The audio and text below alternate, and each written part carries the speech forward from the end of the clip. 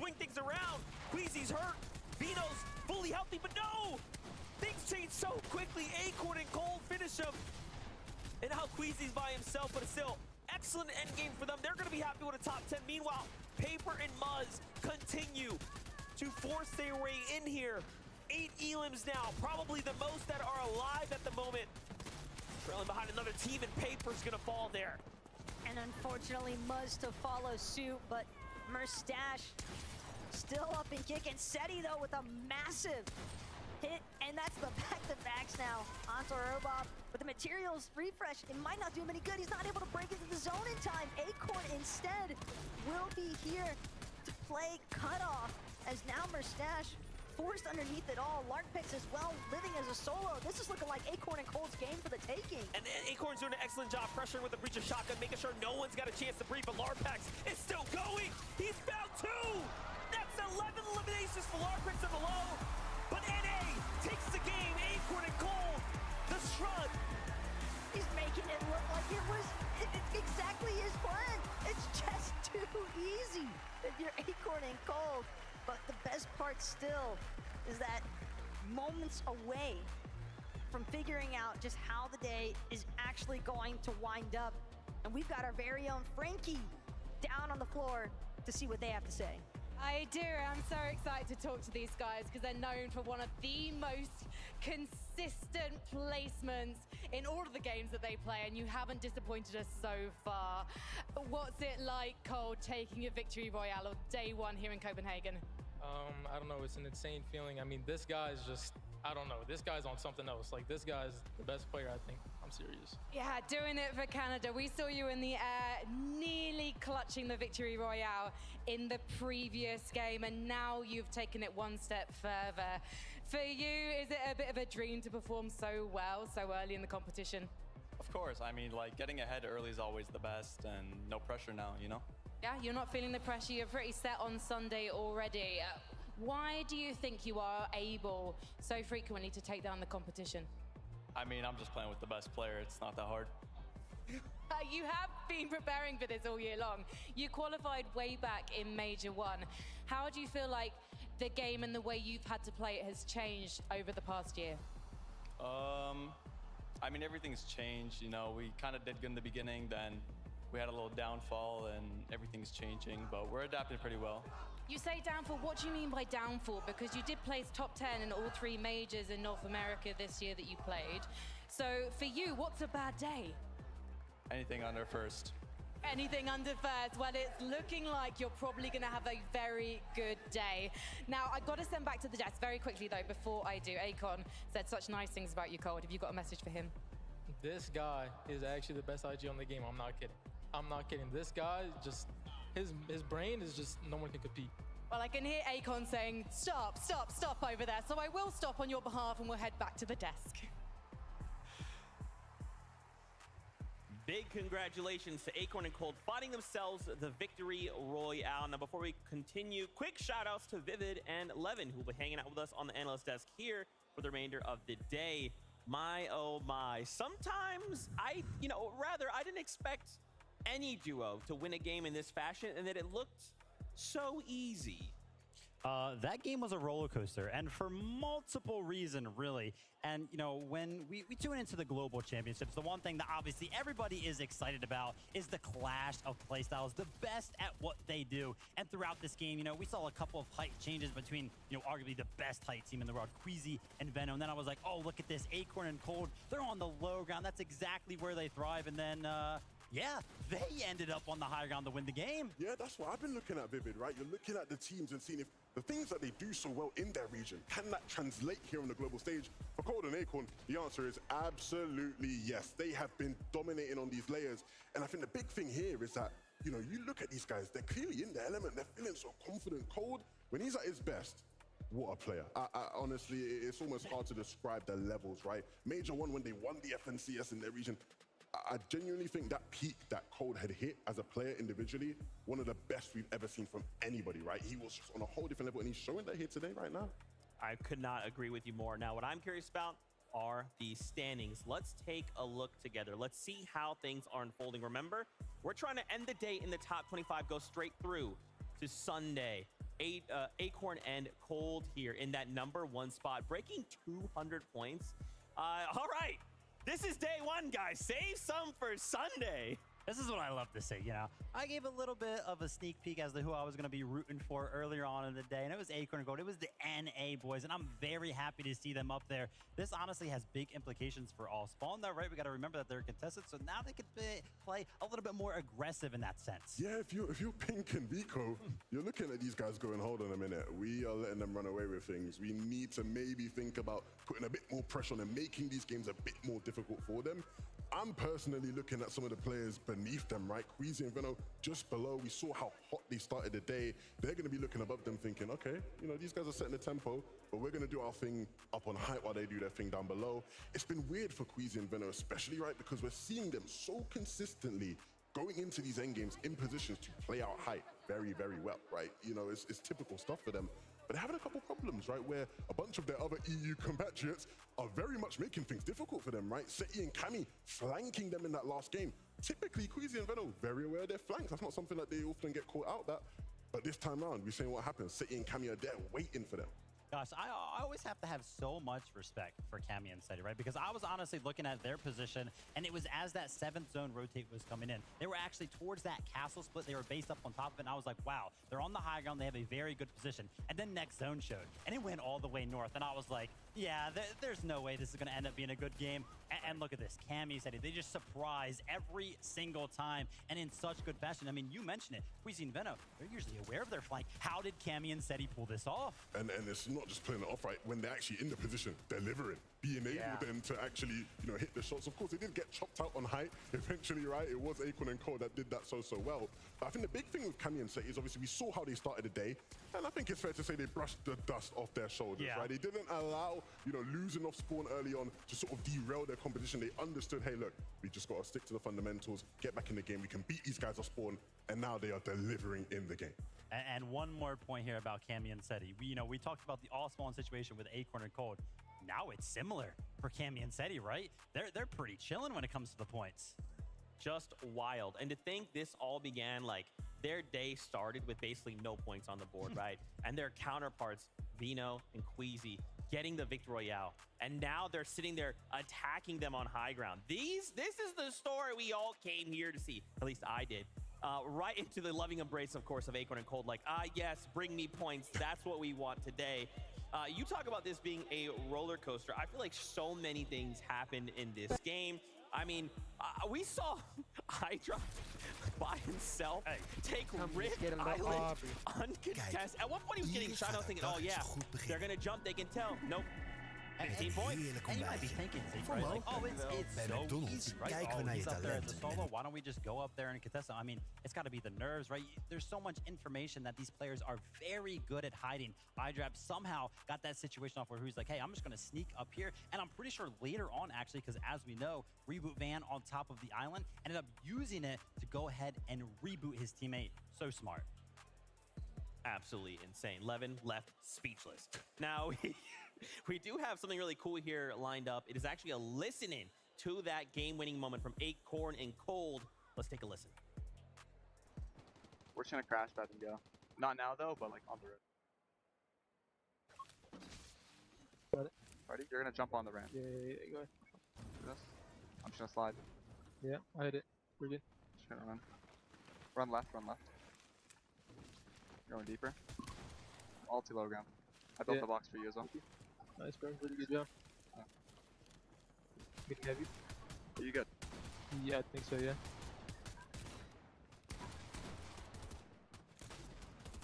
Got it. Good looking right here. Look here. Look here.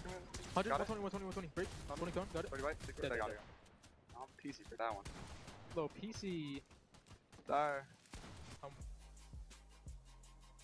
I mean, I just have to say it every single time I get to hear these guys' comms. Acorn and Cold are so composed, so chill. You'd never think they're sitting at a LAN, you know, the biggest LAN that there is to play, you know, playing one of the most difficult lobbies. They're just there chilling. I think what impresses me the most, if you look at literally any esport, doesn't matter which one, have your pick. Professional comms sound like that. There's a lot of things he could have been calling out. Both of them, though, just sat there. They only called out what was most vital. The most critical thing in that moment, everything else was calm. The moment they find a moment to strike, it's like, okay, let's actually communicate in this moment and get done what we need to do. That's crazy. I love watching, honestly, the professional players that play at this level. Because, you know, we're thinking about the meta, and we have the mini crash pads. They're out now. But it's not a lot of mobility, right? So you have to save a lot of your materials. And the way that some of these pro players do it, we saw it right there where they were kind of talking through that rotate. They're kind of just running in the open a lot of the times, not building. But they find those timings, and that's why they're so good. And big props once again to Acorn, right? This is a player who you see how Cold is talking about him as an IGL, saying this guy's brain is unmatched. You know, he's you know, the best player, whatnot.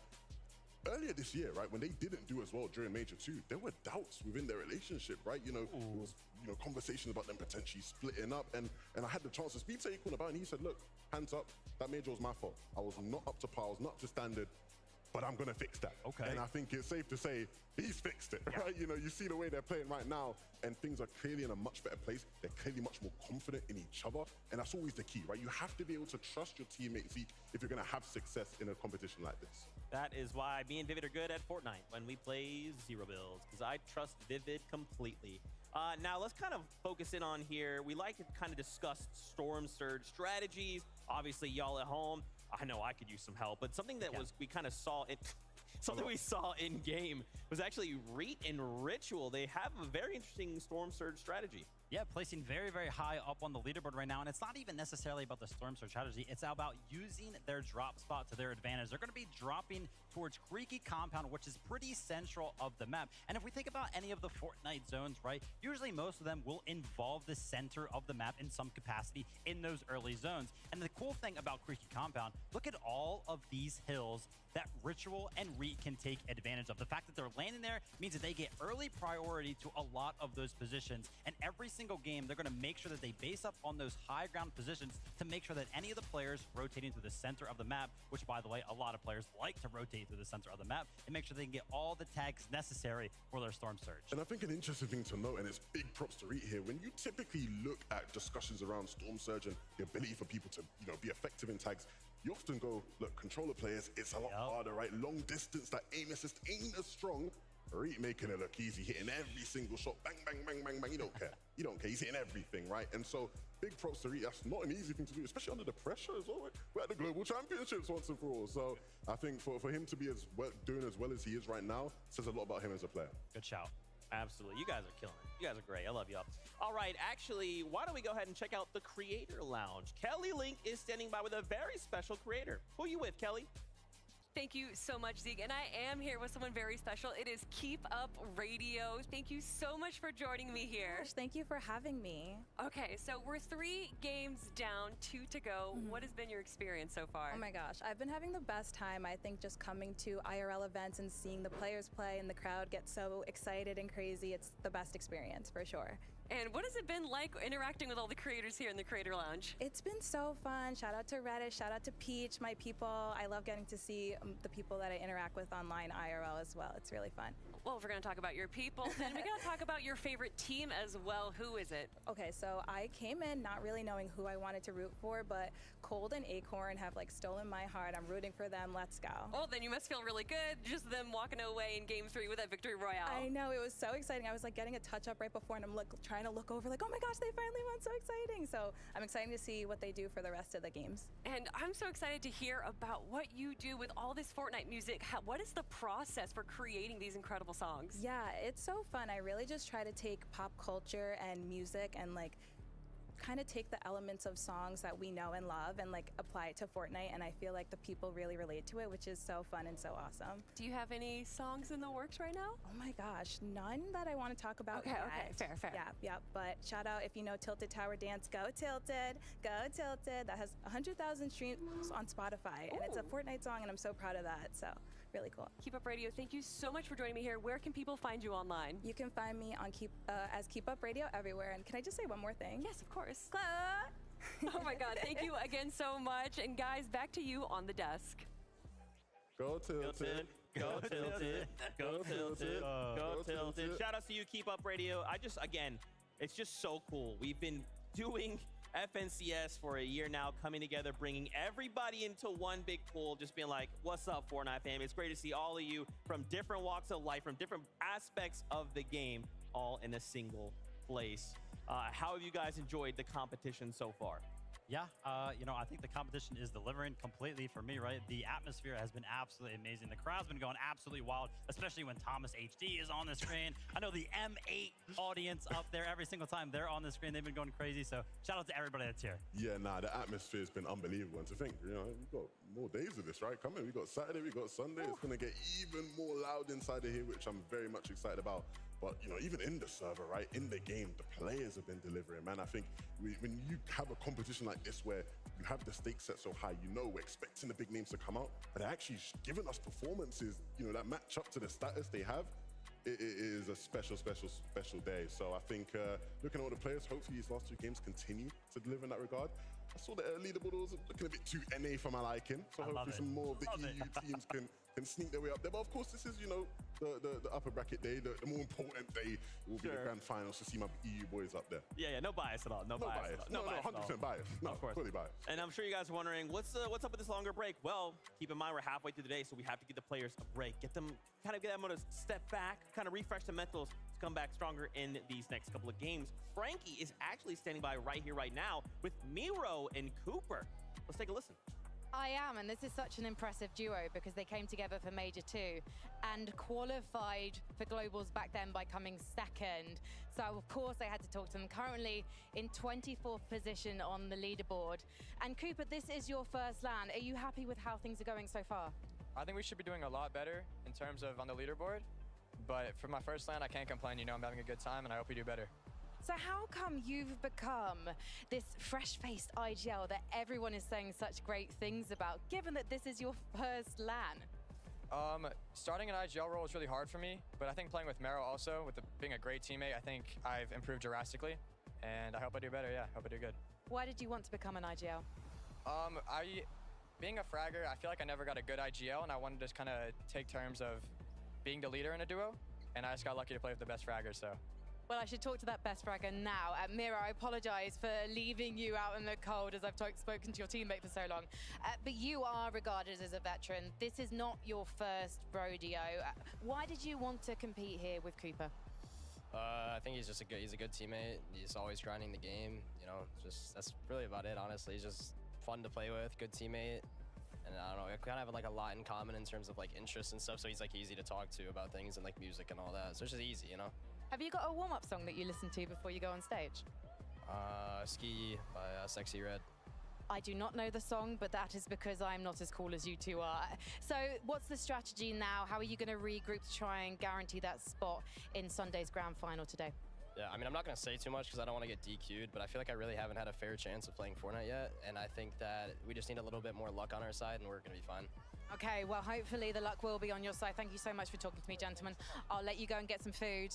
And I am going to bring in a Londoner. In fact, our only Londoner on LAN, so therefore I'm slightly biased because I'm from London too, if you hadn't noticed by the accent. Pink, currently 29th on the leaderboard. How are you finding things in Copenhagen so far? I'm finding it good. Despite our placement, I think we're not playing the best, but I'm finding it good, yeah. Why do you think you're not playing the best yet? Game 1, we played well. Game 2, there was a minor error making the whole game go to waste. But then Game 3, obviously, contested by Acorn. He was already qualified in 2 games, so he dedicated Game 3 to grief us. So I think he'll continue to do that for Game 4 and Game 5, but that's what happened so far. Are you thinking you can grief back then? How are you going to respond to this? Because you're not the kind of guy who's going to back down in a fight. I mean, at this point, they're qualified, so no matter what we do, they're through to the next round anyways. So it's more so a thing where we've got to let go of the grudge and just focus on ourselves for now. So they're not in your head? No, not at all. And how are you finding things with Vico? Because you're a relatively new duo. You came together for Major number 3 and you pulled off what you needed to do to make it to Globals.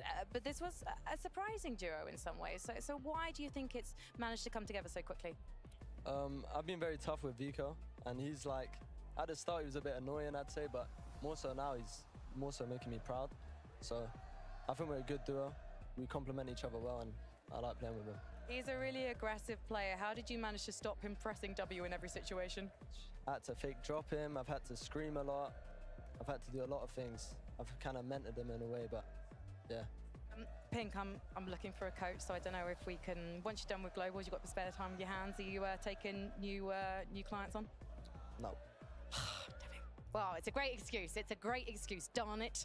But I'm fine with it. I'm fine with it. I'll just go solo. Thank you so much for talking to me, Pink, and we will see you out on the Battle Bus. Thank you. Bye. Thank you so much for those interviews for the players. Pink is always one that's very honest, Levin. He's going to tell you what's on his mind, and there's nothing wrong with that, I don't think. Yeah, honestly, it's the best policy. You know, I wouldn't have it any other way. You want people to lie to you? Would I ever lie to you? That's not the way. I never lied. I never lied to you. Look, the one thing I'd say about Pink, right, and Vico is they're in a very tough spot. Because, like he just said, Acorn and Cold, they're basically qualified now, right? They could, you know, not play the rest of the games, and they'll be good to move through to the finals. These guys aren't, right? And so if you're Acorn and Cold and these guys are contesting you, you're going to make their life as difficult as possible. You're going to make sure you can do whatever it takes to guarantee they don't have a chance to contest you come grand final time. So if I was Pink and Vico, I'd be not worried per se, because, you know, this is not a guy that's ever going to be worried, but I would start to be a bit concerned. Yeah, I mean, you definitely bring up some very valid points, but I think if anything has been proven by some of these performances so far, one good game, right? One victory route with a couple eliminations is worth enough points, 100%, to fly up that leaderboard. So they just got to win that spawn fight one more time.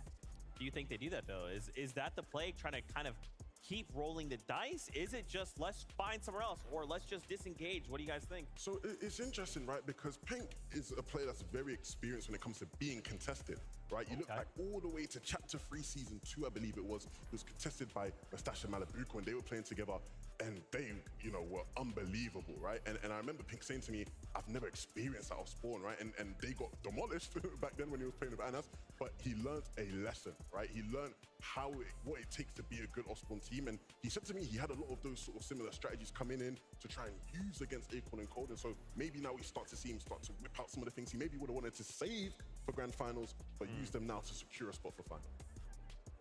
Good stuff. They are sitting there on the bubble, 29th place. Remember, top 25 will be the ones to move on to Sunday's finals. Now, if you find themselves at the bottom 25, they still have tomorrow. Obviously, not the best situation to find themselves in. You know, Vivid right now, Levin makes a great point. If they're kind of pulling out some of these strategies, they might have to. Yes, it very well could get them to Sunday, but if it doesn't, that means that they're going to go into tomorrow's lower bracket, and those 25 players will have watched this. They will have known, okay, well, this is what they're looking to do. Yeah, I mean, very interesting situation. I don't think anybody wants to be in the situation that they are in right now. But listen, we're at the Global Championships, right? These teams are here for a reason. If 2 games is what it takes for them to actually go through the finals, I guarantee you that they are very, very well capable of it. Yeah, 100%, right? Again, it is just a matter of doing what they were able to do in that first game, right? He said it himself, that first game, if it was good, they were in that game. They looked good. They looked like a team that was going to continue throughout the day to have pop-offs, but unfortunately it hasn't panned out that way, right? Have to get back to what that was in game 1, and I think it's very possible for this team. Yeah, so what you kind of just touched on, you guys are just hitting me with the razzle-dazzle right now. That's what we do. That's what you do. You know, this is the Global Championships, okay? We're looking for the best duo in the world. There cannot be any question. There has to be a duo that steps up and says, we are definitively better than everybody else. So I feel like at this point in time, we can be a bit more critical about some of these things, right? And we kind of have to be, you know? We can't just say, well, this is a major, you know, you've got weeks 2, week 3, you know, we'll see you in grands, it's fine. No, this is the end of the line.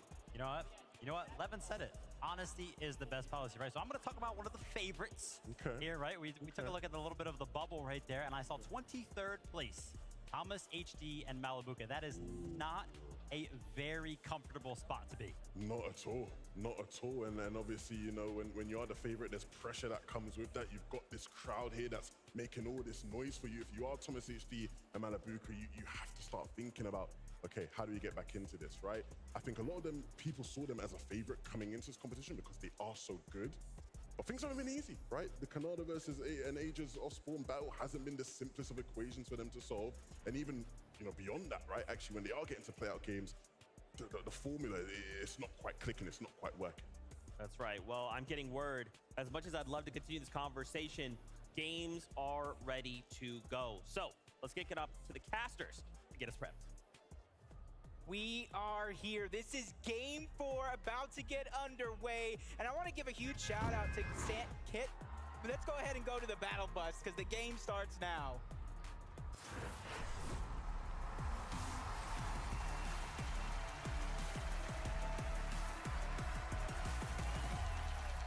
What I was gonna say is a shout out to Cammy and Seti. They had a little bit of a rough start to start the day, but they have shown it just takes one big game to get yourself inside of that top 25. And this being game 4, with only one game left after this, there's only a few spots left for those bubble teams to grab.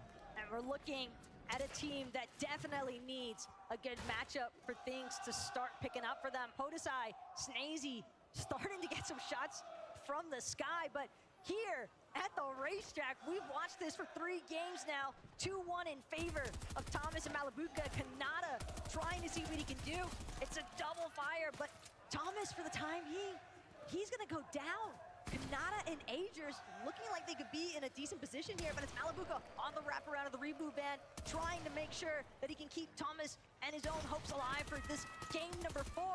Agers, Kanata so incredibly low, but Malabuka down to half HP. Now jumping on top of the building, and the reboot band just barely keeping the hope alive for Kanata and Agers. Oh, this is gonna be a big save. His chance to get his HP back, and it down onto Kanata. He has no ammo left. This could be huge if Agers could just find a way to just push up, finish this off, but it's Malabuka who does it yet again. One of the few times where a tactical DMR is going to look like the saving grace here for Malabuka.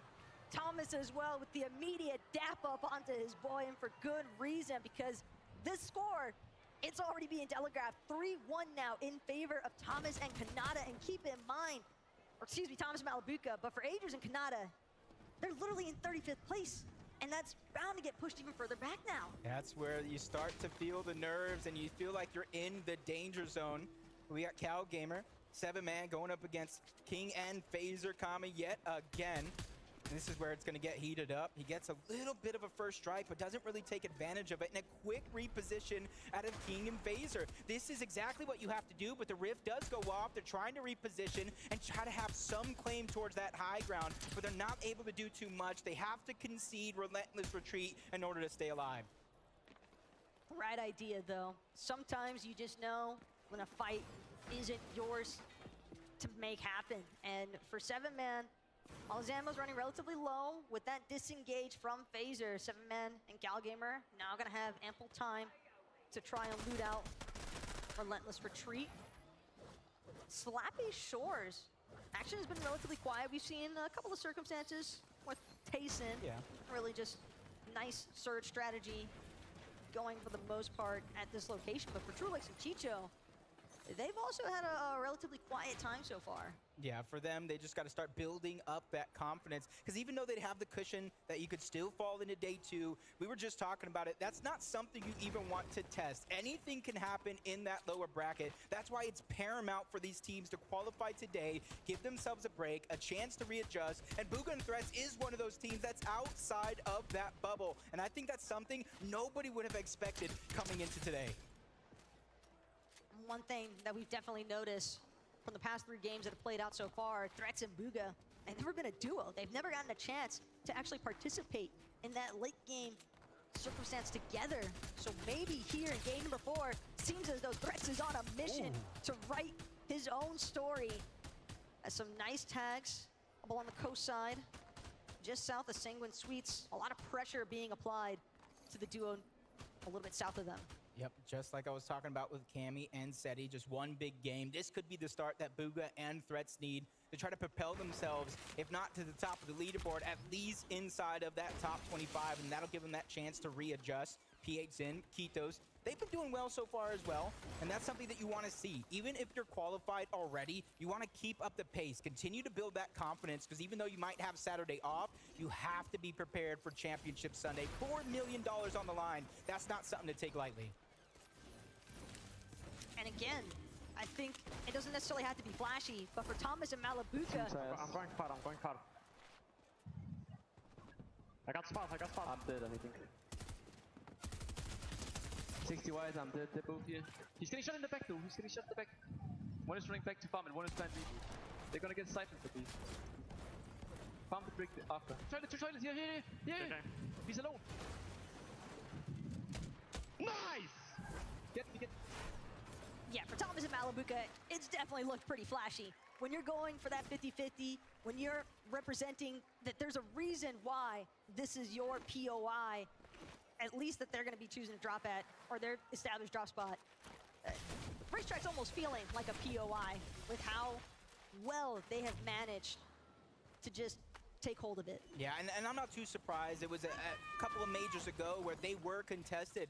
And I wouldn't say it was the highest placing of a contested team ever, but it was one of the highest placings in an FNCS Grand Finals for a team while contested. So they've had that preparation throughout the year, and they're putting all that preparation here to the test. Just like Duke and Edgy, trying to pick up the pace here. They are your FNCS Grand Finals champions of the NA region as well. They already started off with one elimination, so you know they at least have some surge in their back pocket. But as the lobby and the games have shown throughout the day, you need more than just some surge. You need an ample amount of surge in order to survive this game. And for Duke and Edgy, they need a lot of points as well, because you have to remember they entered Game 4 in that 46th position.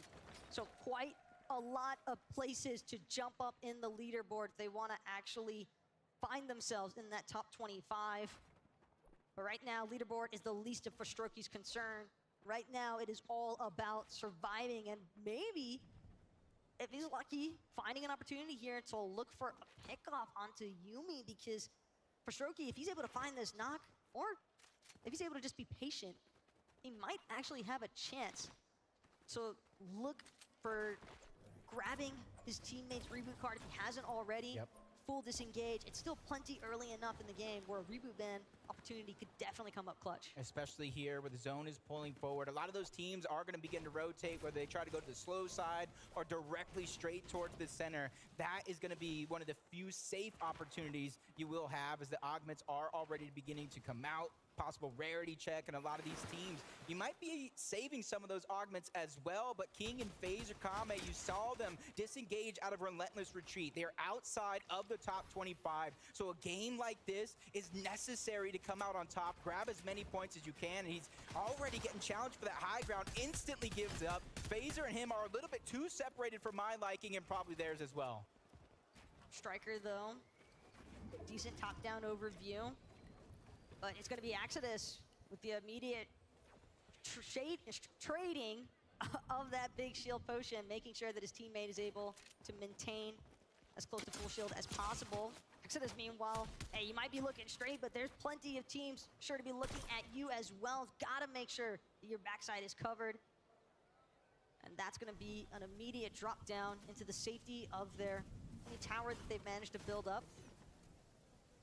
FaZer and King, though, just outside of zone, just kind of landlocked for the time being as well on this beach outside of Relentless Retreat. It does not seem as though they're going to have a very easy time working their way in. Nah, and you kind of saw them there on the leaderboard, 22 points overall. As it stands now, that bubble, that 25th spot is at 58 points. So it's not too far for any one of these teams to really climb up the pace, but the usual Misha and Teeny switching up their drop spot, not liking how their games have been going so far, so they're sticking to what even qualified them to the Global Championship themselves, and that is these sneak attacks. They're going ahead and trying to cut off somebody's boot path and take advantage while they can, and that's QNDX that they're going after, and they have a 2v1 for the time being, and they're wasting a lot of their resources just trying to build for it, because that is the extra loot that they need. Instead of farming up at a drop spot, this is the strategy that they're going to use, but unfortunately enough, their opponent does get away. He finds a way to disengage, so they're going to have to figure out where else they're going to get their loot from.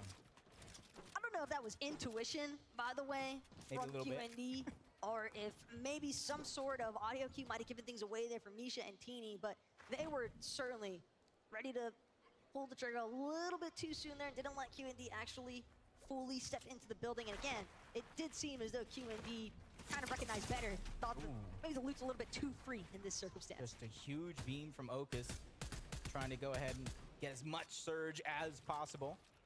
I think for someone like him, he's been doing a good job so far, trying to pick up these opportunities where he can. And that's the thing.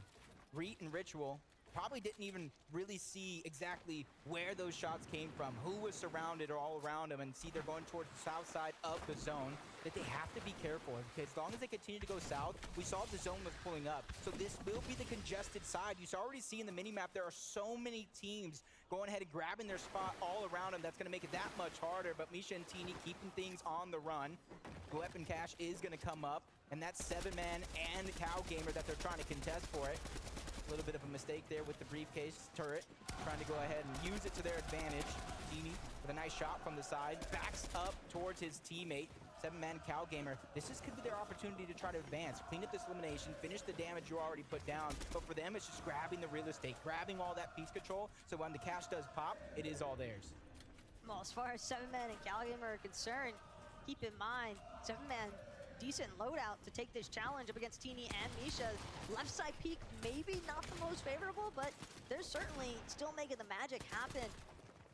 Builds continuously being edited out for both sides and destroyed in the process here. But Teeny, Misha, they look as though they really want at least one, if not both, of these eliminations now. They know that 7-man and Cow Gamer are bound to have some excellent resources and materials, but again, if you're Cow Gamer and 7-man, we saw their loadouts. They don't necessarily need to pressure this. They've got exactly what they were looking for. It can easily disengage at this point. Yeah, and being another team that's outside of that top 25 bubble, they're just trying to play the safe game, scrape by, try to get some points, and that's Reet and Ritual are almost trying to do the opposite. They're trying to take the fight to Malibuca and Thomas. Thomas and Malibuca are one of those teams that talked about how good they're playing as a contested duo, but they're in 23rd place. Going down here, no placement points. They only get to 8 points for those eliminations off spawn. This is not what position you want to be in. And you can see they're not playing safe. Even though they did get some damage, they're not going ahead advancing on it. They got their spot in zone, and they're just trying to hold on to it. You see the loot switch. That's respect between teammates as well. Malibuca definitely understanding that there's a reason Thomas is known as a fragger in the EU region. And with that sharp tooth, seems as though Thomas feeling a little bit more comfortable with trying to aggress even further onto Ritual and Reet, but we'll have to tune back into them a little bit later on here, because keep in mind what Pink said in that mid-game interview, but we'll get more insight on that later on, because right now we've got some great insight coming your way via Mighty Miner. Thank you so much, Taco. Now, we saw a huge game from Acorn and Cold right there, which basically solidifies their spot in the grand finals on Sunday. We can see them doing everything in their power to make sure that Pink and Vico don't have the same success. Now, Pink and Vico are actually in 29th place right now, so they're just dipping. They're getting out of there. Of course, getting inside the territory of Camry and Sethi as well. They don't want anything to do with it. They want to make sure they're avoiding fights as much as possible, because they've only got 2 games to make it happen. With only 2 games left, you could see with Pink and Vico, they talked about it going down, but as all that happened, Merstash is now in a 1v2 position, trying to back up, trying to do as much as he can to try to stay alive. That's Duke and Edgy on the other side. They need these points, and it's a 2v1 situation, and Merstash is not backing down from the challenge. A nice shot, but that's going to be a miss. Merstash takes a little bit of damage, but he has more than enough heals to try to get himself into tip-top shape, and it's only really a matter of time. Duke and Edgy, if they realize that this man is a solo, that could be their opportunity to strike. At this stage in the game, with only 2 games left, you have to try to get as many points as possible. Even if you don't get in the top 25 here, you want to get yourself as close as possible. The hesitation, though, is definitely not there as far as Stroky and Kylie are concerned. They see a solo. They're ready to completely try and run him down, because it's going to be Inshari left to fend for himself here. A nice double elimination there, Stroky and Kylie. So the plan, clearly a success from their starting point. A great job getting that reboot ban so they could play the game out as a duo.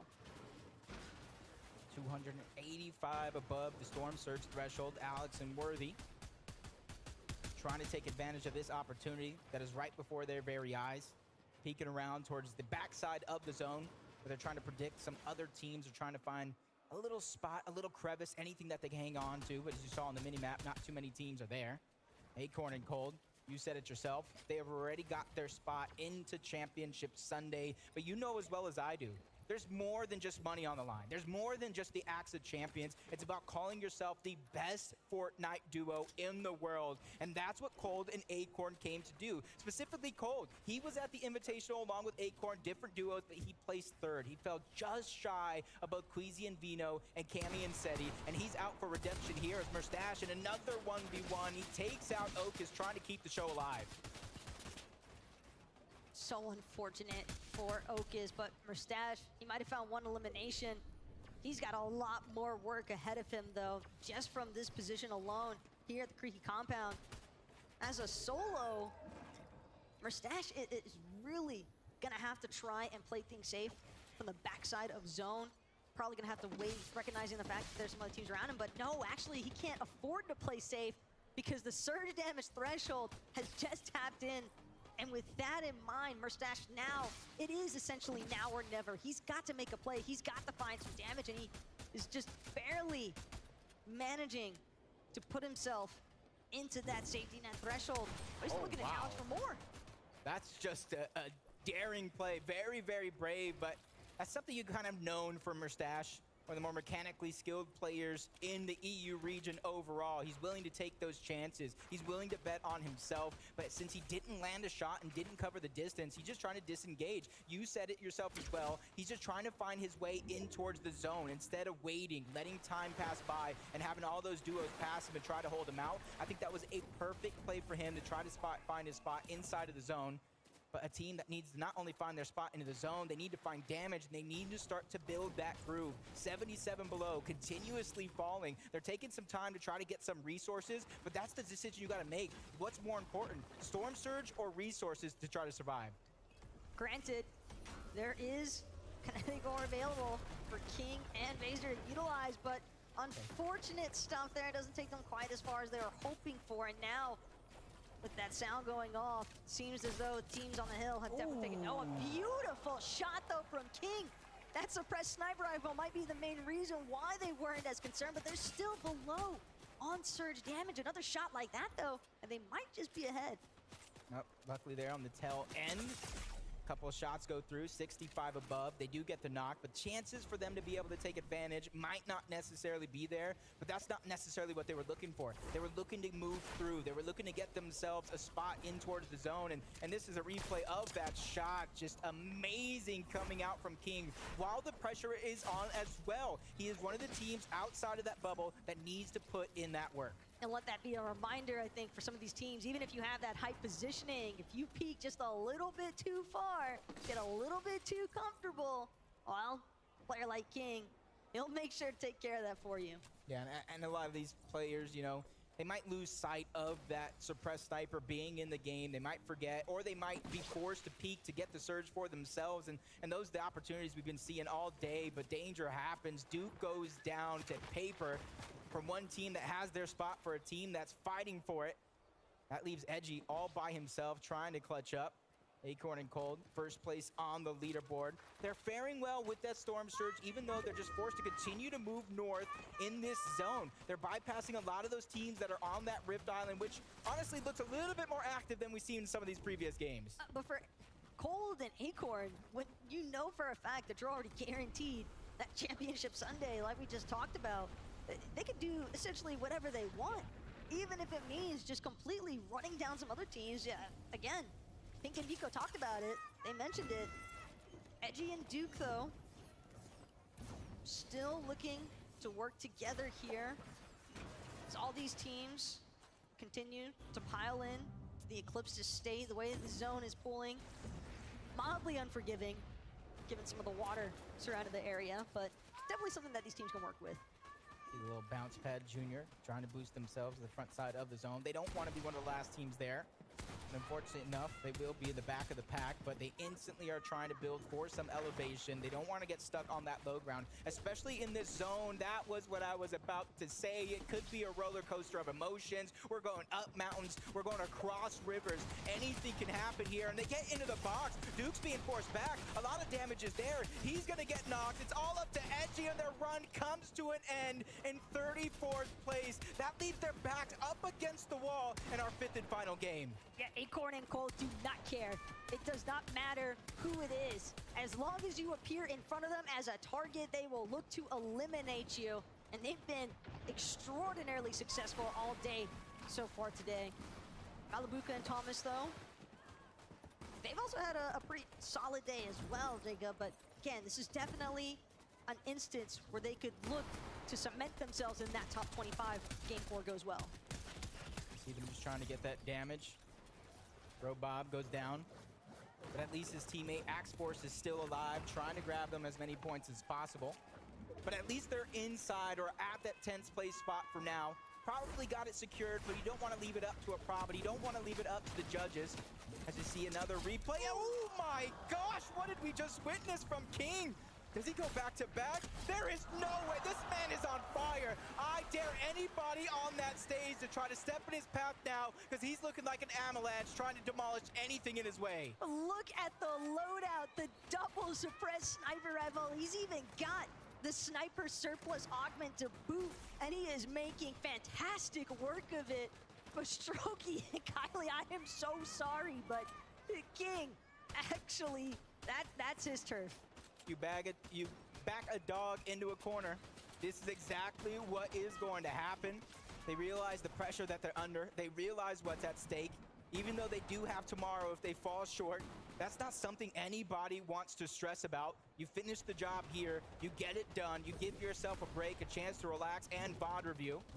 Blaha, Mixon, another one of our teams that we've seen do great things throughout the year. 157 above the damage threshold, even though that might not seem like a lot, but from what we've seen like from the lobby, there's a lot of teams that are around those similar numbers, but luckily for everybody, if it turns off for now, even though it wasn't a far rotation with the Bounce Pad Junior, it's just step by step. That's the way a lot of teams got to take it, just one foot in front of the other.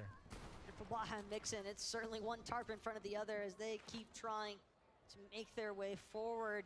Look at Cammy and Seti, though, all the way at the very top of Eclipse Estate. And this is some primo real estate if you are Cammy and Seti. But it does seem as though they're going to have to disembark from this little throne that they've established for the time being, but not without laying some suppressive fire. So everyone below them first. Yeah, and leaderboard, kind of see the top side of what's going on. But 19th, 20, 21st place, down. 24th place, down. 26th place, even down. So if you're outside of that bubble for now, this is your chance to shine. This is your chance to pick up those points. And you kind of saw it at the start of the day with Queasy and Vino. 90-plus points for that Victory Royale combined with 7 eliminations, so anything is definitely possible. And that's why Bugha and Threats are putting themselves to the test now. They have 4 eliminations and barely any placement points just left. There's 24th place and 24 teams still left alive, so there's still so many possible points up for grabs. But the best part is, Threats and Bugha, they're at least still together as we enter this late game, which is something we have not really had a chance to see from this duo all day today. It's been repetitive as far as solo clutch circumstances are concerned, and they just haven't really been able to bring anything to fruition because of that. Pink and Vico, though, under a lot of pressure here from Malabuka and Thomas. So many other teams surrounding them. Sometimes it can be really difficult to tell just which direction your builds are actually getting targeted from. They survived the off-spawn battle between Acorn and Cold. This is their chance to shine, even though they don't have much to work with. We've seen them do amazing things before. Vico, one of the more aggressively skilled players, and forget on top of the world when it comes to Fortnite. They're going astronomical, building off of the moon towards Relentless Retreat, trying to hold on to their high ground. They have the rocket ram for backup as well. So if anybody looks up, tries to chop them down, they do have a plan B. Pink getting a couple more eliminations. Thomas, Malabuka, bypassing everybody else. They're trying to stay to the front side of the zone, looking back only when they have to. They have their eyes set on the prize for now. But I wonder if anybody realizes just how far up Cammy and Seti are. Vico, he needed a refresh instead. He'll find himself waiting for game number 5 to begin. As Seti, Cammy, we see Seti up so right now with the rocket round. Who he comes crashing down on is another story we decided, because Yamzo and Rise, they're under fire right now. Yamzo's gonna drop all the way to the water. Realizes, tries to escape, but not able to. Mixon and Blaha instead, the only ones seemingly able to continue pressing forward in this mid-low ground layer. 4 solos running around this lobby full of duos. Queasy and Vino, again, these guys are impressive, consistently finding a way to go for that high ground. Just a test here, just like in the first game, they're looking to hold on to it, get that victory royale. Another elimination. These guys are impressive, consistently finding a way to go for that high ground. Just a test here, just like in the first game, they're looking to hold on to it, get that victory royale.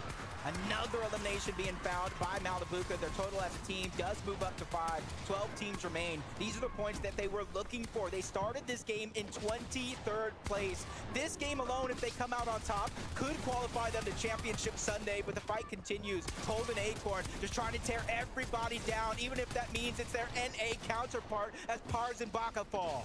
If there's one thing that Cold loves to do, it's play disruptor on the low ground layers. Because now Seti, Cammy, they're actually going to be able to retake height because Queasy and Veno, they're no longer here. At some point, they winded up falling. Queasy himself potentially eliminated from this match. We're seeing everyone below, Cammy and Seti, just doing what they can to stay alive. But Thomas and Malibuca, they have been on a rampage in these lower layers. Yep. Cammy gets another one onto Muzz, finding him as a solo. Another player is going to drop. Sphinx and Pollo, who absolutely came out of nowhere on the NA region to claim their spot here in Major 2, but they don't want just the spot. They want to take over. Thomas finds another elimination, taking down Seti. Now the high ground has changed, and they're trying to keep it for themselves. Acorn gets sniped out of the air with the Sharp Tooth, and now we're into our final 4 teams left alive, but 2 of them are solos. One of them is Cammy. He's trying to do what he can to try to bypass with that med miss, falling down low to the low ground. He goes down. A 2v2 situation. Sphinx and Pollo drop them into the palm of their hands, but a nice shot's gonna be traded off. But a down onto Thomas, and they take the game. NA on top, thanks to Pollo and Sphinx. What a massive comeback, though, from Pollo and Sphinx. I mean, 12 eliminations. Given that they were in such a dire position heading into this match, that is a massive point swing here, Jacob. That might just be enough to even make them surface in our top 25.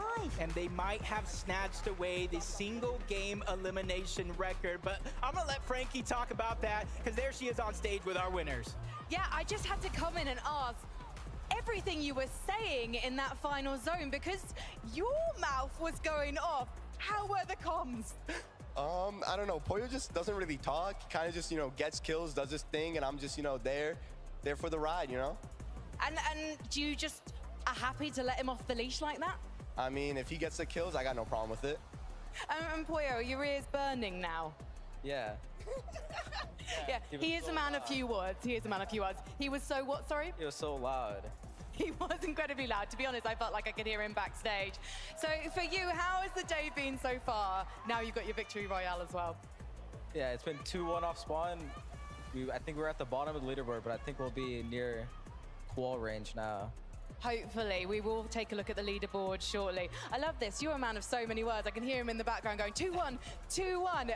Is there anything you'd like to say to people watching right now and supporting you? It's really laggy. It's really laggy. I mean, these servers are atrocious, but we're making it work. Well, you know what? Everyone is in the same boat, and it's fantastic to see you guys doing so well. As you say, 2-1. Are you going to make it 3-1 now? I mean, that's the only option. It is the only option. Hopefully you are closer to qualifying for Sunday. If not, you'll get to play again tomorrow, and you'll get to show why NA is potentially the best region. Or would you say it is already? Obviously. Obviously, of course. He's a little bit biased. Pollo, I know you're a man of few words, but give me one more. What's it like to play in Copenhagen? It's different. It's not the same as at home. That's the most words, and I loved it. Thank you so much. Congratulations, everyone. Sphinx and Pollo!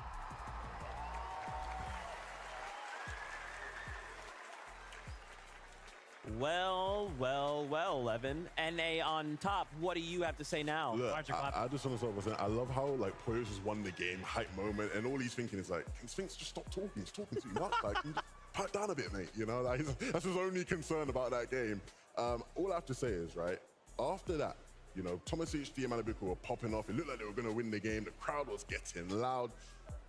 When Sphinx win the game, everyone was just like, oh, what did we just watch? Like, the shots Sphinx and Pollo were just hitting at the end of it. Insane. From the low ground as well. And yeah, I mean, you got to give the positional advantage there 100% to Thomas, HD, and Malibuca, right? High ground is usually what wins games in Fortnite. But the shots, like you mentioned, I mean, it's just too clean. And usually I give my respect to Acorn and Cold because usually they're so good on the low ground. Pollo and Sphinx, they're looking a little bit better, especially in this game, because they were just getting elimination. Look at this. Look at this. Elimination. Boom. That's the winning shot right there. You make it a 2v1, clean it up easy. Just disgusting. This one, I feel like I could say this about every game we've seen so far. They have been roller coasters from, you know, Seti and Cammy up on high ground, them going straight up, then suddenly it's Queasy and Veno. Just kidding, it's back to Seti and Cammy. Now it's Thomas HD looking to contest. I mean, this is what I want to see, is people get more comfortable. People say, look, we're just not going to let people go for the high ground. We want this too. Yeah, 100%. And look at this, right? They were talking about it. They were towards the bottom of the leaderboard. Look at that placement now, 15th, right? That question mark was there. I think we're in qual range. You are definitely in qual range if you are 15th right now. A couple more points might secure it for you, but it is looking good for them right now. Yeah, if they can keep hitting shots like that, they'll be well on their way to being in that qual range and being secure, right? So I think the big thing from them is not to let this win almost, you know, get them too excited. Right, stick to what's been working for you and sort of go with that going into this last one. I mean, again, I'm just still mesmerized by some of the shots they were hitting. They were putting on a clinic in that end game. Yeah, and I think it's interesting that, you know, you have one in Sphinx that maybe talks a lot by what they would consider each other, and then Pollo doesn't talk apparently at all. But yet they're sitting here racking up 12 eliminations in game number 4 of the Global Championship upper bracket. I did not think we'd see any duo break double digits, and they just went on and did it, Vivid. Yeah, absolutely incredible stuff. Now we get the opportunity to look at the standings. Acorn and Cold, they're pulling away with their lead, still in first place, but Queasy and Veno also managed to hold on to second place, and Cammy and Seti, they are on the rise. That top 3 looks all too familiar, right? You look at, if you were to analyze this whole year and look at who have been the best teams all across the world, these guys, you know, that top 3 in particular has just been 3 of the biggest names you mentioned. For sure. Yeah, but Levin, Zeke, I'm looking towards 10th place right now. Thomas HD and Malibuca, right? I said 23rd place coming into this game. It wasn't comfortable. So they went ahead and clutched up this game. But there was more than just one clutch this game. Yeah, they were going crazy, right? You know, I think we all talked about how they needed to start to step it up, and they finally did. Malibuca and Thomas started to cook. And I think we know them as being incredible individual players, but when they start doing things like this, Thomas going up on height, he doesn't care who's there. He just knows he wants it, and they take it so well. Of course, yes, Pollo and Sphinx win the game, and they sort of shut them up with a really big shot. But these guys throughout that end game were incredibly dominant, showing off why they are revered as one of the favorites for this tournament. And I wonder what put them in a situation where they didn't have those mats, right? What led up to that ultimately where, because if they had materials, it feels like that's an easy closeout, right? But they're kind of put in this situation where Pollo and Sphinx, on the low ground of all things, they have materials, they have the angles. You're sitting there like a fish in a barrel, like, yep, we're gonna jump down. You've got your angles. We hope we'll hit ours. Yeah, I mean, listen, when you go up for high ground right, we saw them, they had to go ahead and contest the high ground right when they got the eliminations. It takes a lot of materials to go ahead and actually build up there. You have to make sure that all of your builds kind of stay supported and stuff like that. So that's probably why they were out of materials. And then not to mention Pollo and Sphinx just picking up so many eliminations on the low ground, almost impossible for them not to have those builds necessary. Of course, right? When you're racking them up over and over and over again, you're sort of just, even if it is just siphon that you're getting, right, it goes a long way, whereas Thomas and Malibuca weren't quite able to loot everything that they were getting. Yep. Just, you know, part of the trade, especially when you're up there on height as well towards the end of the game. Standard procedure, but they won't be upset with that game. They'll be very happy, especially when you look at the previous games they've had.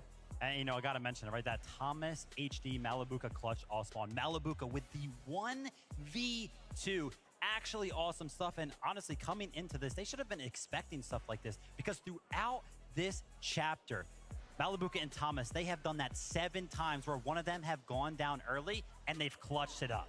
No easy feat, especially when you look at the competition they've been facing. Thomas, towards the start of the day, said, look, I've faced much better competition off spawn than Canada in ages, right? So I'm used to doing this. And if he's able to 1v2 against players like that, they'll be confident they can 1v2 against Canada in ages as well. So really good to see that happen. Like you said, the 2 clutches for them in that game. You guys talk about Thomas HD, and I'm thinking Thomas HD, probably one of the best snipers in the world. Then I kind of flash back to mid-game. I want to just quickly highlight King with 2 of the back-to-back most disgusting snipes we've seen today. Unbelievable. King is the kind of player that's always going to give you that special moment, right? You know, we all think back to the World Cup times, right? When he eliminated Tfue, we were all hype thinking, you on earth is this Argentinian kid taking out Tfue, right? here again today. We expect Thomas HD to be the sniper machine. King sitting everybody down. You were saying it during the game, right? They were 200 down below Surge. Yeah. And then a couple minutes later, they're 600 above. That's ridiculous, all from his snipes alone. Those shots were absolutely clutch for sure. But now let's talk about the clutch that is necessary for teams that are in the bubble. That's right, 25. The top 25 will go on to Sunday. Take a look right now. M. Sherry and Rue sitting on that bubble. 68 points is the minimum going into these next games. Just take a look at some of the names, even just down there in 30th, right? Cooper and Miro right there on the bubble. Kitos and PhDin as well. But as we've seen, it just takes one good game and you can just change everything. Now, even look at 31st, Podesai and Snazy. M8, y'all out there? Yo, Snazy and Podesai? They're asleep, man. Blue! There they are. Y'all can hear them in the crowd. They're going crazy. But even someone like Bugha and Threats, right? They've kind of been relatively quiet. Currently sitting in 34th. They can make up the ground, but they really need to come online here in this last game. Yeah, 100%. You know, we are at the Global Championship, right? Let's talk about regional representation in that top 5 or top 25 right now. EU, there are currently 13 duos. NA currently has 8 duos, and then 1 per each of the regions in OCE, Brazil, Middle East, and Asia. So that is currently what the regional breakdown is looking like so far through the upper bracket. Yeah, I think for me personally, the NA teams have impressed so much, right? Of course, they do make up a big part of the lobby, but I think what we've seen is not just the Trailblazers, the typical NA teams you expect to dominate, some of the ones just in that beneath tier, right, that have come through and really made their mark on this competition, right? Showed us that they aren't just here to sort of hang around and enjoy, you know, Copenhagen and have a good time, find a girlfriend, some of them were saying, right? Some of them are here to actually try and win, right? That's what it's all about for them, right? So, you know, the priorities on a lot of these NA players are clearly, you know, to come here and show EU, show the other regions what they got. Yeah, and we kind of talked about this back in Major 2, right? At the end of it, I asked you the question, Levin, do you think NA hangs if we get to globals? At the time, it was no, right? And I think for a lot of players in NA, they're thinking, okay, 11-2K, we'll see you at LAN then. Because it feels like NA is playing with a chip on their shoulder. And I also kind of want to play a little bit of devil's advocate. What if we're revealing strategies a little too soon? What if EU is like, yeah, you guys are ahead. That's cool. Then Championship Sunday, they're like, okay, so we were just holding it all back. You know, we were letting you play out there thinking you had something. It's all a show. Maybe not an element of showing strats too early, but definitely let's not get ahead of ourselves, right? You know, it's just day one. It's just the upper bracket, right? The final's coming, right? And that's when we got to be looking at the leaderboard and really going, okay, how are the NA teams doing? How are the EU teams doing? I think once we get to that point, Zeke, that's when we can really start to give that analysis of, you know, regionally around the world, who looks the strongest. I'm still going to say the EU boys, right? But there are some top NA teams out there that are showcasing that they can hang with anyone. Yeah, man. I mean, listen, you know, NA teams are finding themselves out there. I'm very happy to see so far the performance out of some of the top ones. Okay, let's take a look at some of the stats we're seeing here out of the competition so far. This is the upper bracket. Let's break it down by the numbers. Currently, as we look at this list. Okay, most eliminations. Here we go. Acorn and Cold, that's not surprising, right? They're currently sitting in that #1 spot. It makes sense. Queasy and Veno right behind, though. Do you guys feel like this is the level of aggression we would see coming into day #1 of the competition? For me, probably, yeah, I'd say, right? I think, especially seeing those two teams there is great for me in terms of Acorn and Cold, you know, Queasy, Veno. I look at Veno, I look at Cold as individuals. Throughout the year, they were the two players I think were going head-to-head for, you know, best player in the world a lot of the year. And so to see them up there in terms of eliminations just makes sense. You'll love to see it. Guess what? Fortnite fam, it is time. The last game of the day here in the upper bracket is about to kick off. So casters, on over to you. Thanks so much, Zeke, Vivid, and Levin for all the insight on the analyst desk. But our final game of today's upper bracket, match #5, is just on the horizon. We've seen so many teams now in that 26th to 50th position trying to escalate themselves into the top 25 so that they don't have to worry about tomorrow's lower bracket matches, Jacob. they want to make sure that they are already guaranteed for Championship Sunday. Yeah, and if you look at that leaderboard, as our analyst broke it down, some teams, they just have to do the bare minimum. Other teams, they need a top placement, and then some teams need a win and you're in scenario. And I just want to go ahead and talk about Kanata and Agers, Thomas and Malabuka. Thomas and Malabuka have, you know, narrowly clinched their spot. You saw them into the top 10. Kanata and Agers around 39th place. They're one of the teams I'm talking about, a top 10 finish, but they have to be able to survive that off-spawn battle, which hasn't really been going their way today. Even just now, we saw the collection of players just outside of where Queasy and Veno are sitting. I mean, it was Threats. We also saw Kanata there, and the conversation that he looked like he was having with Thomas, you know, maybe he's like, hey, man, chill on me at that Drift Ridge, because this 50-50 is not the kind of 50-50 that Kanata and Agers were hoping for at the start of today. But again, when you keep in mind the fact that Kanata and Agers, I mean, coming out of being recent FNCS champions for Major 3, I'm sure they have it in them to make the comeback. Yeah, and I think Poyo and Sphinx from NA have really shown. And one thing I want to talk about is when the regions were separated, when we had NA East, when we had NA West, nobody gave NA West a single chance. Even myself said it might take a month. It might take a major for them to get in that groove, but there are a number of not only NA teams, but these NA players boosting to the top of the leaderboard that we could see on Championship Sunday. And then obviously our regular NA residents towards the top side of that leaderboard as well, Cold and Acorn. And I want to talk about them just a little bit as well. You know, you saw Pink and Vico, but we're going to see them here again because the battle bus is ready. Let's get this last and final game underway.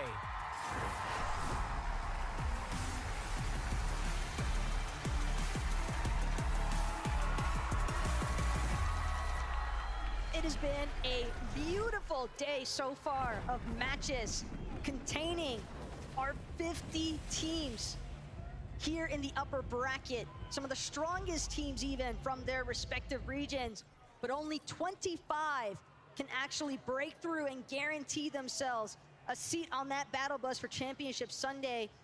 We've seen a handful of them in the top 10 feeling relatively safe, but the relief can't come quick enough for those teams just outside the top 25. And I can count at the top of my head at least 3 of these off-spawn battles that would decide if a team goes towards the lower bracket or at least gives themselves a chance to get to that top 25 to earn that Championship Sunday spot themselves. And this is going to be one of them. Malabuka and Thomas, Agers and Kanata, and judging by their elevation, it is on. It's looking like Agers might have the beat on the punch though. Agers and Kanata quicker as far as the drop is concerned. Opening of the chest, but it's a tactical DMR here that Kanata's got to work with, trying to break Thomas's initial builds. Agers gonna follow it up with the Maven Auto. That's gonna be Thomas down for the count. 1 knock already. Agers taking full advantage of the Siphon as well. And another benefit is the weapons that came with it. Yeah, basically gave himself, you know, a full loadout minus the heals, and you see Malabuka now on the run, grabs that slurp truck, and now he has decisions to make.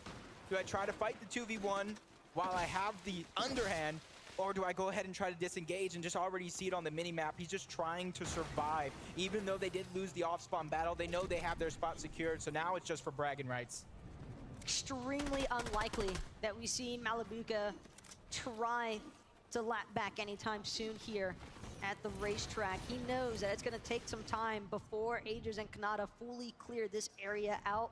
And if he wants to get Thomas's reboot card, he might force himself into waiting.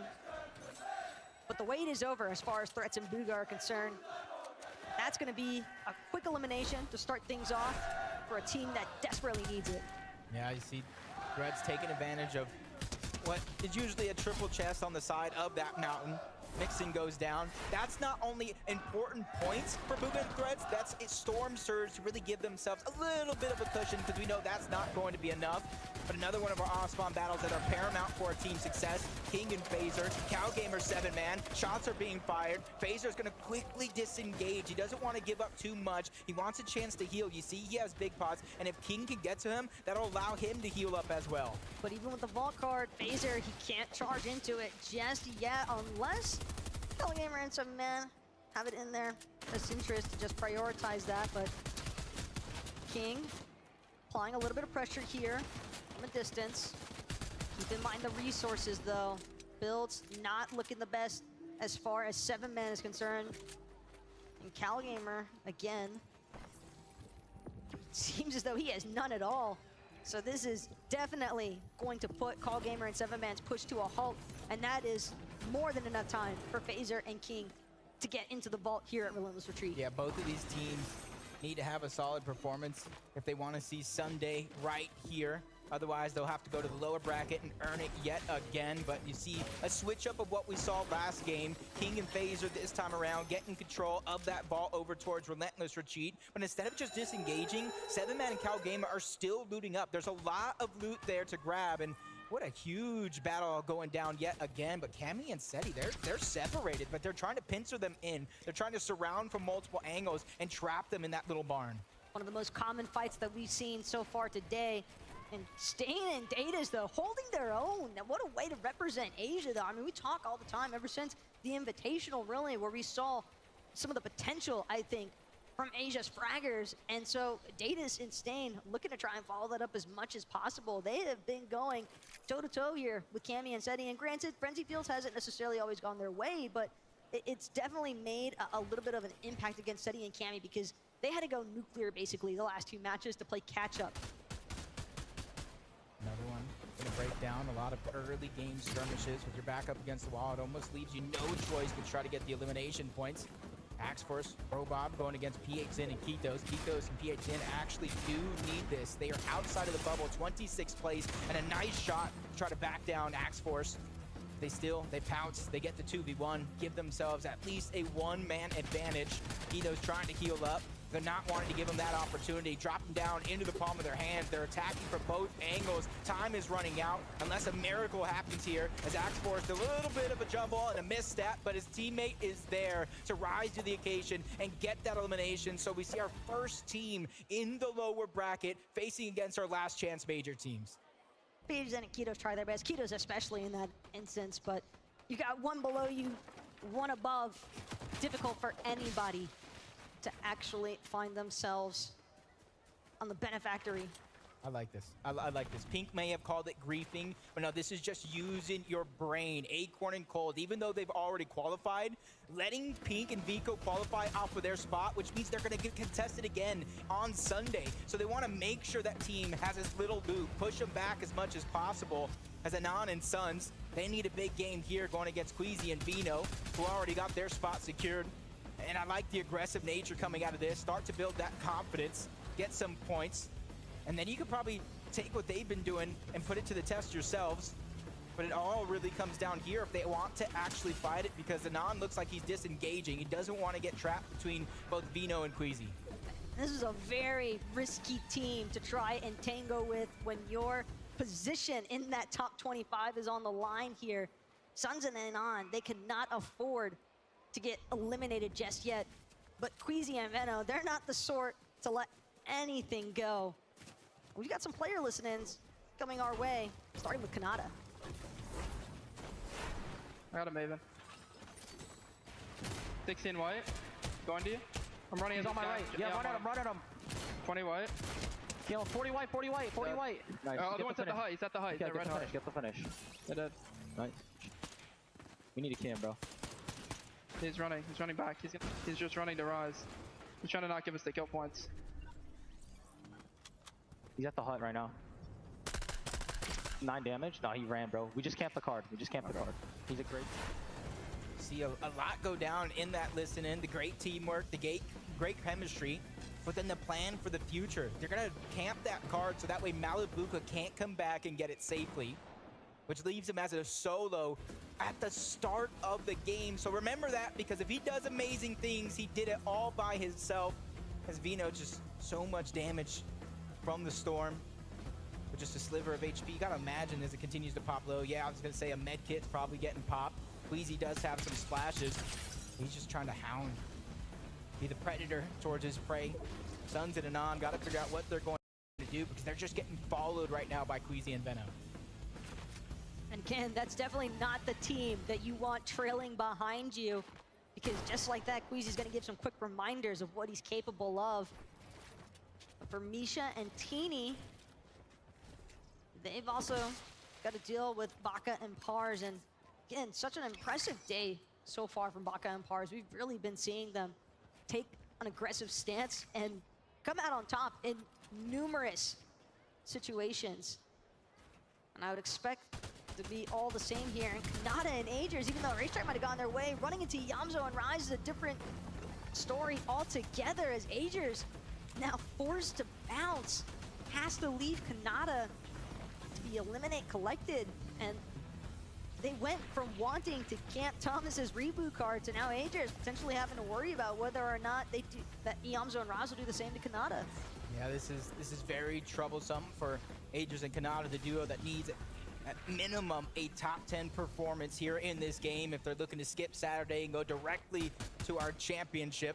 But a fight that we saw start as a 2v2 ends up in a 1v1. Baka gets the piece control away from Teeny, not really letting him get any footing in this round. The real estate here and that piece control is going to be important. And another shot getting fired. Teeny getting back down little by little.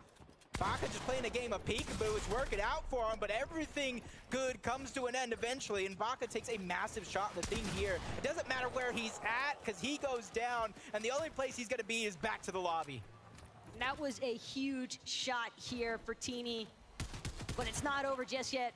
Bryce and Chubbs now deciding to join the fray. Teeny gonna look to see if he can find an escape route somehow, or at least an opportunity to get this revive going off onto Misha. And Chubbs, Bryce, they don't seem like they're fully aware just how far back Teeny and Misha actually are. So a successful revive does come through.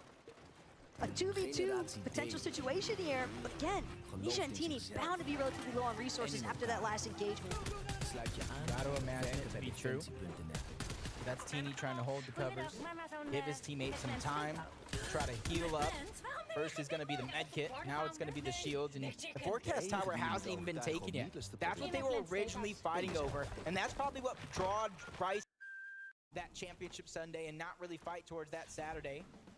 As we tune on to Agers, you can see him just trying to go ahead and bypass everything. But let's go ahead and go and listen in to see what happened in the beginning of this game. I mean, when he gets in, I'll be able to see him and just run. 30-60 on him. Nice. I got headshot sniped through the bush. This is so sad, man. Oof.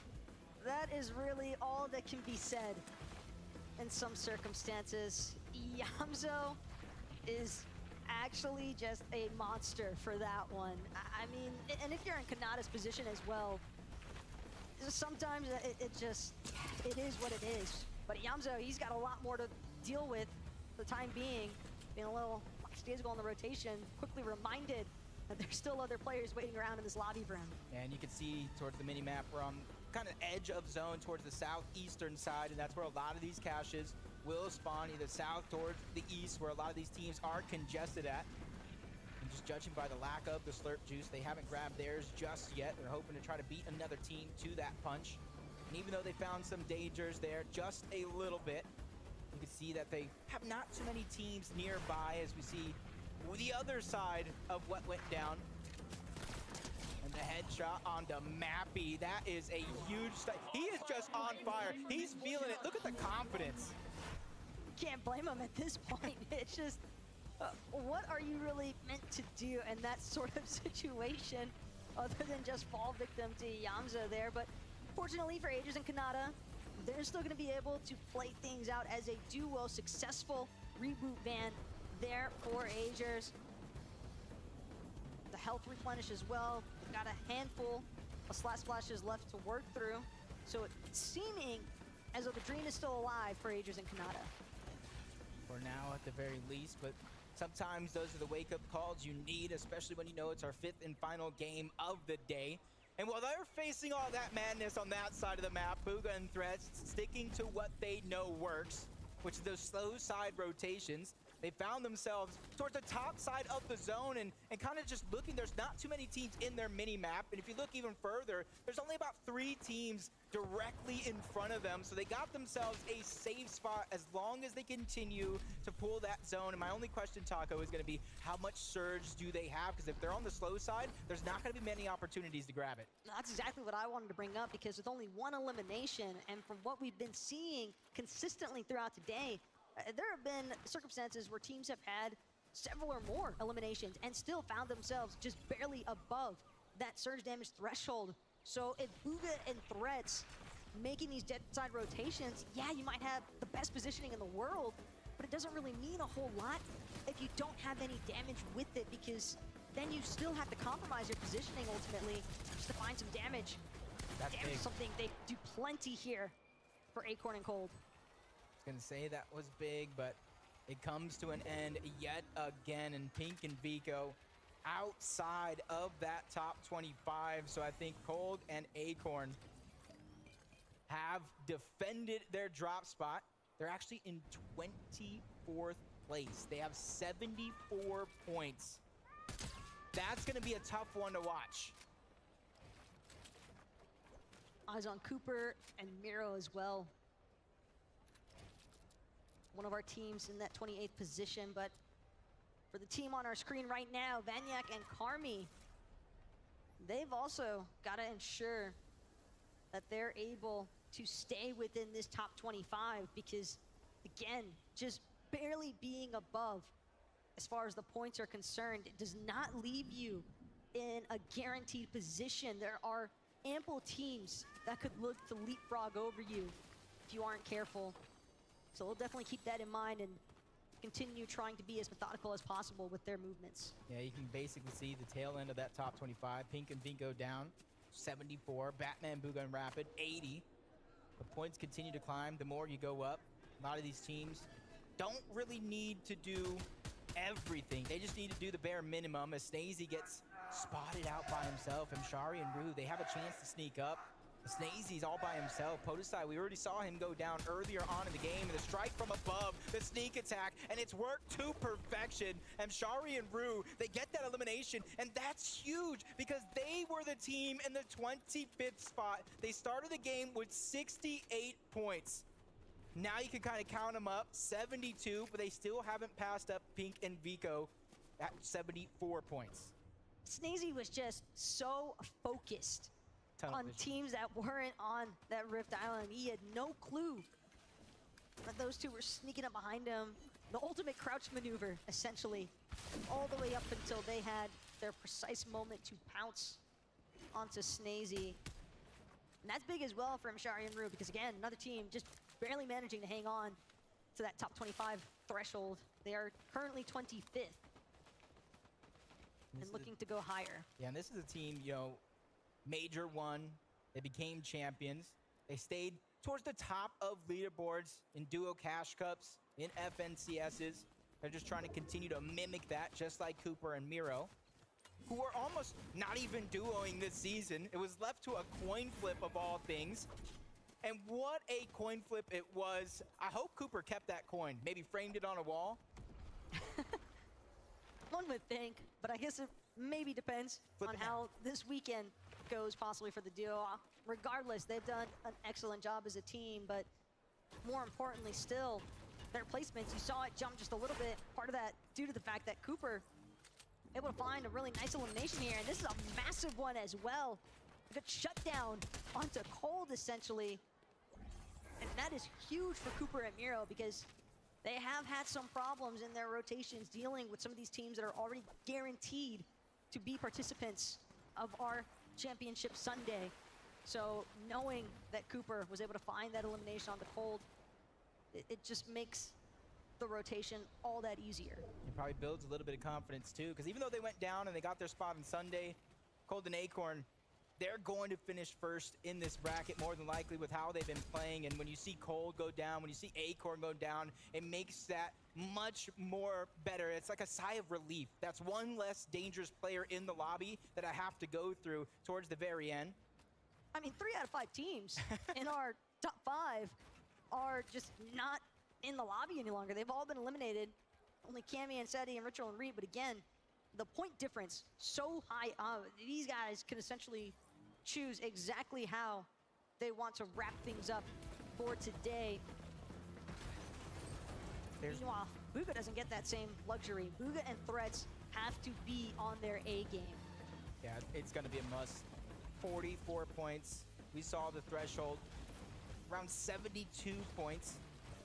Thinking about 28 points to try to get inside of that bubble or within contention, which really isn't much. as long as they continue to have a upward trajectory in a lot of their games, much like Kanata and Agers. A lot was holding them back was Thomas and Malabuka in that off-spawn battle, but now they have a chance here to hold on to their own destiny. Fate is in their hands, and they just need to be able to find a little bit of a refresh. But where are they going to get their refresh? How long can they survive without it? If they stop just short of going deeper into the zone, they got themselves the edge. For a team like this with 329 above the damage threshold, that's just going to be enough for now. Considering that Agers had to get a reboot off onto Kanata, they were a little bit of shambles. Yeah. When you think about how this game started out for them, sure, that initial 50-50 might have been relatively successful. Granted, they would have definitely loved the double elimination factor there, only getting one onto Thomas, Malabuka forcibly retreating, but it is an endeavor, to say the least, to reboot your teammate and then find yourself successfully deep enough into a late game lobby to potentially catapult yourself into the top 25 leaderboards for today. Yeah, just moments ago in the feed, Bugha taking down Mappy. They're just trying to continue to control their own destiny as well. Teeny taking down Fast Roki. A lot of these teams outside of the bubble, and I thought I just saw iDrop go down to Ping, so that's another team eliminated out of this lobby. King and Phaser, though, they're still in it, and they're here to win it overall. You see the loot getting passed around. They have quite some distance to cover and a lot of players to run through if they want to make it there. On the bright side, though, they're not the only ones that have a decent amount of map coverage to go. Granted, when you are one of those last teams to come in behind everybody else, your primary concern is going to be, well, depending on where those other teams are situated, depending on where they're positioned, they might be able to cut me off entirely. And that's exactly what King and Phaser are trying to avoid. They're trying to make their way to zone as quickly as possible so that they can be the ones controlling the way that the lobby actually flows. Yeah, they don't want to get held out. They want to do the holding. They're rotating parallel to both Muzz and Paper, a team that is inside of the top 25. I wouldn't say they're as safe as can be. Anything could still happen. But Phaser's doing a good job of leading the charge. Found themselves a little bit of spot where they can hold up for now, but they're getting focused by a couple players in this lobby. Alex Worthy being one of them on the other side as he continues to peek through the cone. 81 below, Taco. This isn't looking good for now. They might not have the damage threshold just yet, but they do have a few crash pads. Phaser gonna instantly use one to jump a little bit further, a little bit more up on that height as well, but the shots come through all the way across the lobby, and that's gonna be an instantaneous, not just about onto Phaser. King now under heavy duress, trying to do what he can, forced to build down, forced to drop numerous layers, but again, with this legendary Slurp Juice, will be able to just barely prevent himself from being eliminated by the damage threshold tags off of the Storm Surge, but still, it is tough stuff right now for King. Yeah, if it wasn't Trulex and Chicho on the other side, it's Storm Surge. They're below the threshold. Even with the Slurp Juice pops, they're taking a lot of damage, but Rise Yamzo, team who took down Kanata and Agers in the beginning, well, it's just Kanata this time around, but if he can go back to his OG self, we used to call him one of the more prolific solo players in the game, being able to pick up a massive amount of points, a huge amount of clutches. We saw Agers do it in their major championship run. Now it's Kanata's turn to pick up the pace.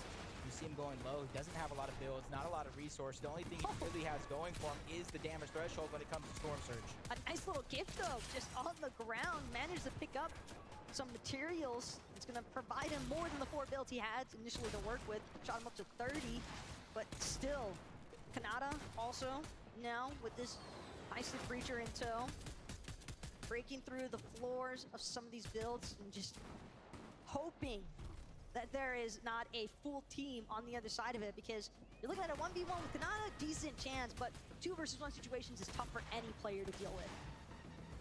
There are more teams left alive right now that are outside of the top 25 trying to earn their spot than there is inside of the top 25. And replacement points haven't even begun to kick in yet. That puts a lot of pressure on the King. He's already survived Storm Surge once. He has the Slurp Juice, he has a couple minis, but he's still 123 below. He's not even peeking out, going for shots. He's just trying to survive it. But if he looks down low, there's a bit of loot. I thought I saw the tip of a big pot down there as well, which will be crucial for his survival. He finally looks down. There's a med mist as well. He found a treasure trove and a miracle to keep himself alive. But he knows he needs to go. He knows he needs to continue moving forward, get towards the zone. You don't want to fall behind, but a nice shot from the backside. King forced to stabilize himself, stop the rotation. That means a lot of teams are going to be able to hop over him and get to zone first. Again, right now, it seems the King, he's trying to prioritize positioning, just hoping that some other team, some other solo gets eliminated first, and that could potentially put him to where he actually isn't below that surge threshold. But Kanata right now, just barely clinging on, but it won't be enough. Finally finds himself eliminated from the lobby. Unfortunate run there for Kanata and Aegis in our final game of the day. Yeah, at least he got this experience of playing on the big stage, because he's going to have to go again tomorrow against our last chance major teams.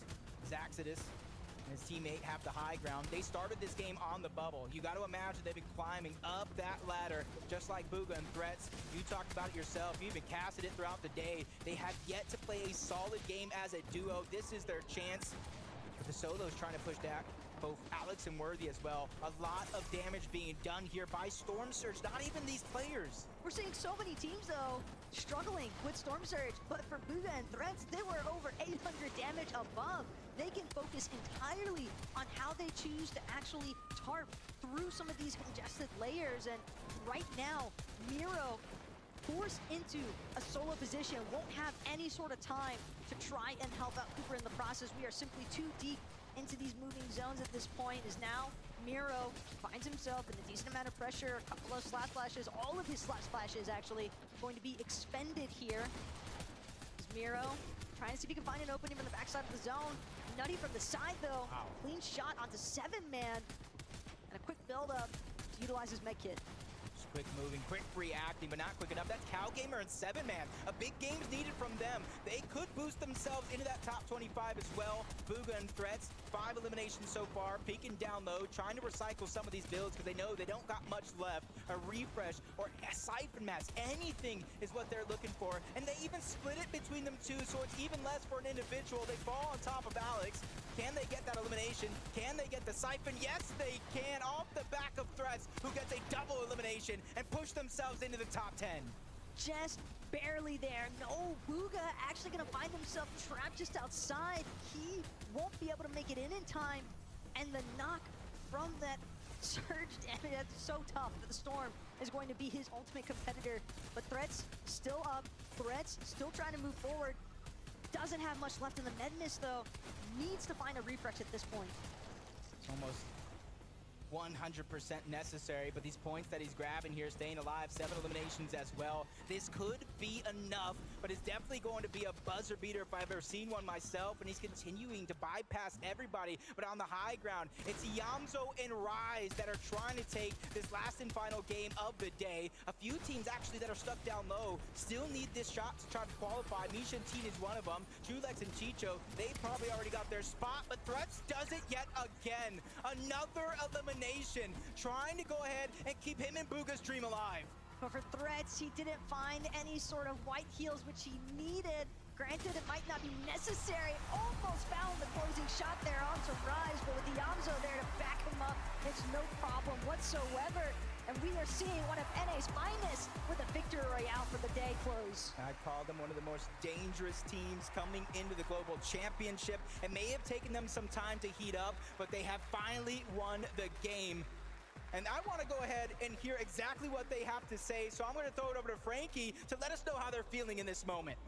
I'm between the Danger duo, and what a day it's been for the two of you. A spot in Sunday's grand final was inevitable, but how did you ramp things up for the victory royale at the end of today? It was a rough first few games. We had a 2 0-pointers back-to-back, so said we wouldn't last, and he had, I think, 3 headshot snipes this game, so it set us up in the beginning of the game and got the win. And you are currently in 4th place, so you say you've had a tough day, but you've had incredible performance. For you, Rise, what's it been like getting to compete with so many people here? It's been awesome. It's my first LAN, and I'm just excited to be here. It's your first LAN. That's incredible.